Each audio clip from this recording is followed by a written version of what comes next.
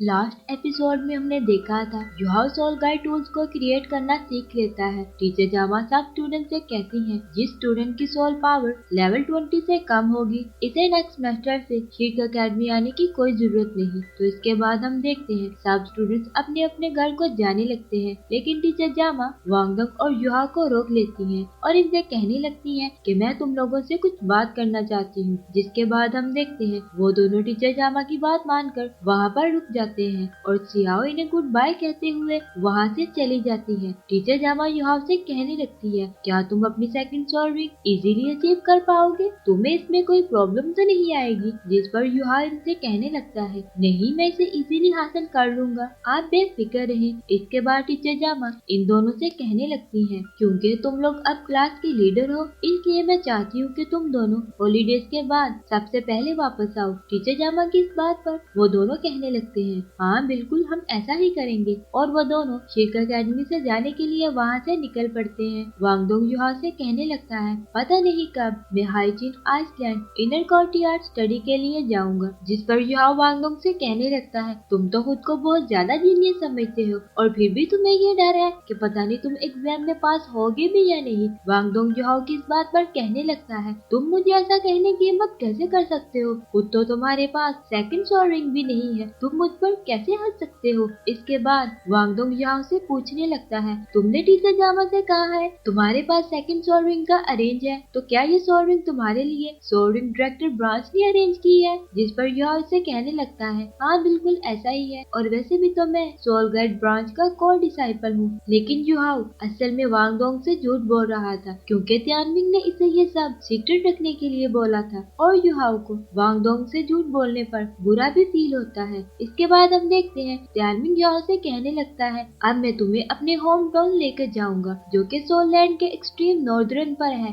और तुम्हें वहाँ पर अकेले ही जाना होगा। और हम देखते हैं वांगडोंग युहाओ से अलग होने पर उदास होता है और वो युहाओ से कहने लगता है मैं इन हॉलीडेज में घर जाकर प्रैक्टिस करूंगा और मुझे इस बात का अफसोस है कि मैं सोल रिंग हासिल करने में तुम्हारी कोई हेल्प नहीं कर सकता। वांगडोंग की इस बात पर युहाओ कहने लगता है क्या तुम मुझे अकेला छोड़कर यहाँ से नहीं जाना चाहते। लेकिन वांगडोंग युहाओ से कहने लगता है नहीं मैं तुम्हारा वेट नहीं करना और वो वहाँ से जाने लगता है। युहाओ कहने लगता है मैं तुम्हें ट्रेन स्टेशन तक छोड़ने के लिए तुम्हारे साथ आ रहा हूँ। इस पर वांगडोंग कहने लगता है नहीं इसकी कोई जरूरत नहीं है और हम देखते हैं कि वो दोनों अपनी अपनी साइकिल पर वहाँ से निकल जाते हैं। थोड़ी देर में वो लोग ट्रेन स्टेशन पर पहुँच जाते हैं। वांगडोंग युहाओ से अलग होने पर काफी ज्यादा उदास था और वो इसे कहने लगता है मैं जितना जल्दी होगा वापस आने की कोशिश करूंगा और फिर वो ट्रेन के अंदर चला जाता है। वांगडोंग युहाओ के लिए काफी ज्यादा फिक्रमंद होने लगता है और वो युहाओ से कहने लगता है तुम अपना बहुत ज्यादा ख्याल रखना और वांगडोंग वहाँ से जाने लगता है और हम देखते हैं कि वो दोनों काफी ज्यादा इमोशनल हो जाते हैं। नेक्स्ट सीन में हम देखते हैं युहाओ त्यानमिंग की बताई हुई जगह की तरफ निकलने के लिए चल पड़ता है और युहाओ कहने लगता है जब मैं वापस आऊंगा तो तुम सबको हैरान कर दूंगा,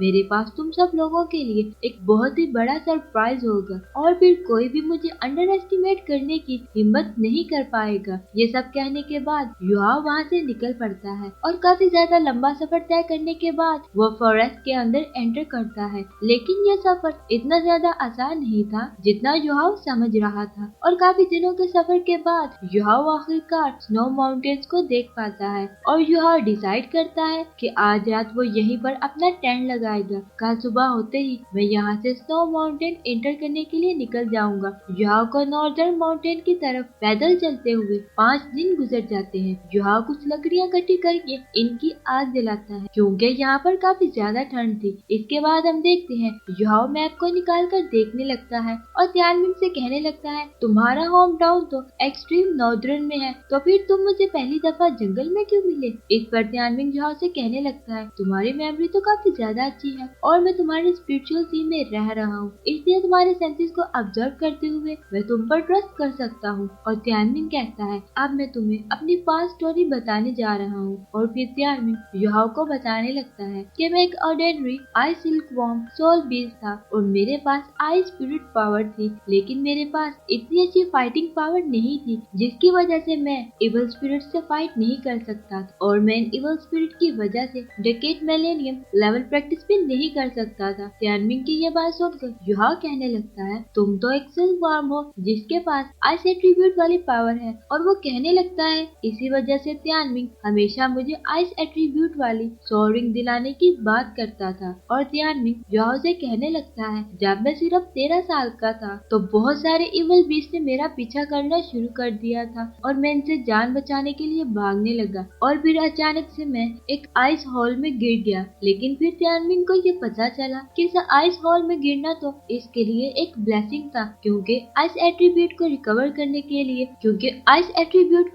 करने के लिए dark ice marrow supplement require होता है। और तियानमिंग ने बहुत सारे रियल सेलेस्टियल ट्रेयर को यूज करते हुए इनसे कोल्ड पावर को अब्सॉर्ब किया, और इस तरह से तियानमिंग एक डेकेड मिलेनियम सोल बीस्ट बन गया। नेक्स्ट सीन में हम देखते हैं सुबह होने पर युहाओ स्नो माउंटेन की तरफ जाने लगता है और तियानमिंग युहाओ को बताने लगता है कि आज तक सिल्कवॉर्म क्लान में किसी ने भी 1 साल तक कल्टीवेशन प्रैक्टिस नहीं की है, जिसकी वजह से तियानमिंग 1 लाख साल तक प्रैक्टिस करने वाला पहला आइस सिल्कवॉर्म है। और फिर हम देखते हैं युहाओ अपने आइस पाथ बूस्टर को एक्टिवेट करते हुए स्नो माउंटेन पर मूव करने लगता है और वो आगे की तरफ बढ़ने लगता है। तियानमिंग इसी तरह युहाओ को अपने पास की स्टोरी बता रहा था, और वो युहाओ से कहने लगता है कि एक दफा स्टार फॉरेस्ट में मुझे एक बहुत ही पावरफुल सोल बीस्ट ने पकड़ लिया था, लेकिन मैं किसी न किसी तरह इस बीस्ट से खुद को बचाने में कामयाब हो गया और मैंने हेवन और अर्थ पावर को अपनी बॉडी में अब्सॉर्ब कर लिया, और इस पावर से स्टार फॉरेस्ट के सारे बीस्ट अट्रैक्ट होकर यहाँ पर आने लगे और वे एक दूसरे को मारने लगे। लेकिन तब भी मैं अपनी जान बचाने में कामयाब हो गया और वहाँ से भाग गया। तियानमिंग की ये स्टोरी सुनने के बाद युहाओ इसे कहने लगता है तुम्हारे साथ तो ये सब बहुत बुरा हुआ। और हम देखते हैं युहाओ और तियानमिंग एक दूसरे से बहुत सारी बातें करते हुए आगे की तरफ बढ़ने लगते हैं। युहाओ तियानमिंग से पूछता है कि तुम इन बीस्ट से कैसे बचे थे, जिस पर तियानमिंग इसे बताने लगता है वैसे तो मैं इन बीस्ट में बुरी तरह से फंस चुका था और मैं तकरीबन मरने ही वाला था, लेकिन मैंने ये कभी भी उम्मीद नहीं की थी कि मेरी मुलाकात तुमसे होगी, और फिर मैं तुम्हारे साथ मर्ज होकर तुम्हारे साथ सरवाइव करने लगा। और तियानमिंग युहाओ से कहने लगता है अब हम दोनों एक साथ मिलकर बहुत ही पावरफुल बनेंगे और अपने दुश्मनों से इनके बैड बिहेवियर का बदला भी लेंगे। तियानमिंग की यह बात सुनकर युहाओ कहने लगता है तुमने भी तो मेरी काफी ज्यादा हेल्प की है, तो इसके लिए मैं तुम्हें थैंक यू करता हूँ और मैं तुमसे प्रॉमिस करता हूँ कि हम इनसे बदला जरूर लेंगे। और फिर हम देखते हैं युहाओ बहुत ही स्पीड से आगे की तरफ बढ़ता जा रहा था, लेकिन हम देखते हैं जैसे जैसे युहाओ स्नो माउंटेन के अंदर जा रहा था वैसे वैसे टेम्परेचर भी बहुत ज्यादा डिक्रीज होता जा रहा था और युहाओ के स्पिरिट गार्डियन बूस्टर भी फ्रीज हो जाते हैं और अब युहाओ मूव भी नहीं कर पा रहा था। और तो और युहाओ को ये भी नहीं पता चल रहा था कि इसने आगे किस तरफ जाना है। युहाओ तियानमिंग से कहने लगता है अब मुझे तुम्हारी हेल्प की जरूरत है ताकि मुझे पता चल सके कि नेक्स्ट मुझे किस डायरेक्शन में जाना है। लेकिन युहाओ की इस बात पर तियानमिंग कहने लगता है इसके बारे में तो मुझे खुद भी नहीं पता कि हमें किस तरफ जाना है। तियानमिंग की यह बात सुनकर युहाओ को काफी ज्यादा गुस्सा आ जाता है और वो तियानमिंग से कहने लगता है मजाक करना बंद करो, मुझे यहाँ तक पहुँचने में 8 दिन लग गए हैं और अब तुम मुझे ये कह रहे हो कि तुम्हें इतना भी नहीं पता कि हमें कहाँ पर जाना है। जिसके साथ ये पार्ट यहाँ पर खत्म हो जाता है।